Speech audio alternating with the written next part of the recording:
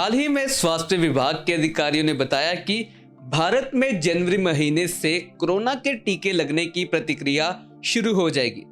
नाम जाहिर न किए जाने की शर्त पर एक अधिकारी ने बताया है कि आने वाले कुछ हफ्तों में वैक्सीन बनाने वाली कुछ कंपनियों को देश की दवा नियामक संस्था से वैक्सीन के आपातकालीन इस्तेमाल की इजाजत मिल सकती है।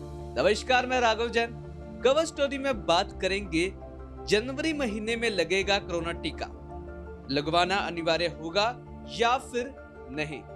दो कंपनियों ने पहले ही वैक्सीन के आपातकालीन इस्तेमाल की अर्जी दे दी है और यह 6 अन्य कंपनियां वैक्सीन क्लिनिकल ट्रायल के दौर में है।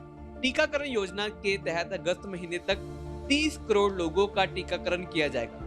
भारत में कोरोना वायरस के संक्रमण के कुल मामले 1 करोड़ तक पहुंचने वाले हैं और बीमारी की चपेट में आकर अब तक 1,44,000 लोगों की मौत हो चुकी है। हालांकि अब तक भारत में संक्रमण के नए मामलों में बहुत तेजी से गिरावट आई है, लेकिन ऐसे वक्त में भी टीकाकरण की प्रतिक्रिया क्या होगी और ये किसे पहले मिलेगी, इसकी विस्तृत योजना तैयार की गई है। कौन सी वैक्सीन के नाम पर है सबसे ज्यादा चर्चा? भारत के सीरम इंस्टीट्यूट और ब्रिटानी कंपनी की जो हम बात करें तो कोविशील्ड वैक्सीन और कोवा वैक्सीन, जिसे भारत बायोटेक और ICMR ने बनाया है, जिसकी खूब चर्चा है। दोनों ही वैक्सीन कंपनियों ने आपातकालीन इस्तेमाल के लिए आवेदन किया है। इसके बाद हम बात करें कुछ और वैक्सीन जो अभी ट्रायल के दौर में है। सबसे पहले बात करते हैं जाइकोव-डी। इसे अहमदाबाद की कंपनी जॉइंटिस कैंडिला बना रही है। हैदराबाद की कंपनी बायोलॉजिकल MIT के साथ मिलकर वैक्सीन तैयार कर रही है। HGCO-19 पुणे की कंपनी जेनोवा, CATL की कंपनी HDT बायोटेक कॉरपोरेशन के साथ मिलकर भारत की पहली mRNA वैक्सीन बना रही है। भारत बायोटेक की नजल वैक्सीन रूस के जेमेलियन नेशनल सेंटर की ओर से डॉक्टर रेड्डी लैब की ओर से तैयार की गई स्पुतनिक V वैक्सीन, अमेरिका की वैक्सीन बनाने वाली कंपनी नोवावॉक्स और सीरम इंस्टीट्यूट की ओर से तैयार की गई दूसरी वैक्सीन।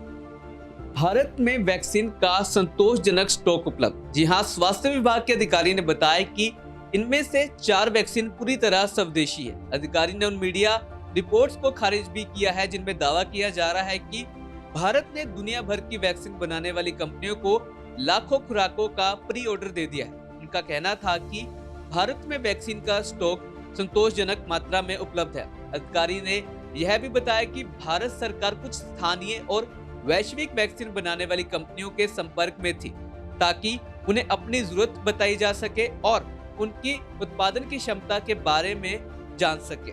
उन्होंने कहा कि सीरम इंस्टीट्यूट और भारत बायोटेक, इन दोनों कंपनियों के पास मिलकर 1 महीने में 6.5 करोड़ खुराक वैक्सीन बनाने की क्षमता है।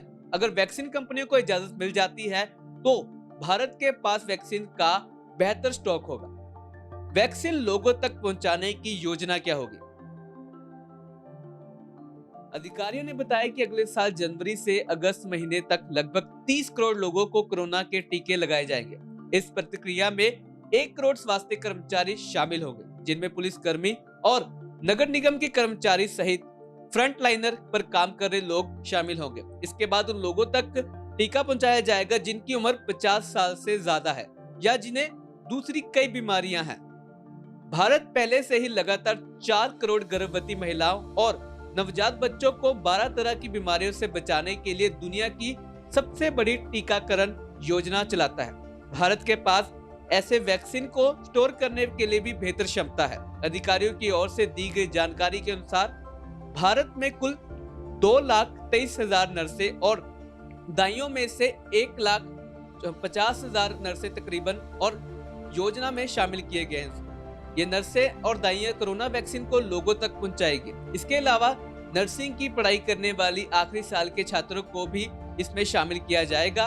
दूसरी ओर भारतीय स्वास्थ्य मंत्रालय ने कोरोना वैक्सीन से जुड़े कई अहम सवालों का जवाब दिया।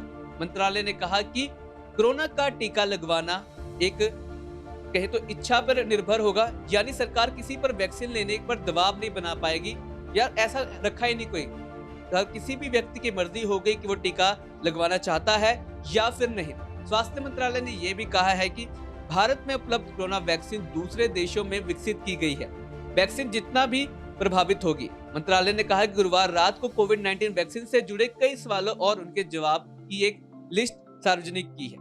तो बहुत जल्द अब वैक्सीन जो है सब तक पहुंच जाएगी और बड़ी बात यह है कि इस पर कोई बंदिश नहीं होगी कि हर किसी को वैक्सीन लगाई जाएगी।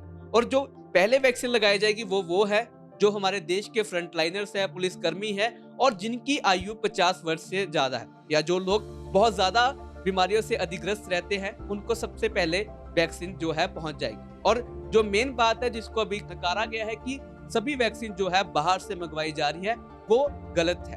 तो कवर स्टोरी में हमने बात की कि वैक्सीन सबके लिए जरूरी है या नहीं और ये वैक्सीन सबसे पहले लगेगी किसको। खबरों के लिए हमारे साथ बने रहें और देखते रहें आज शाम प्लस।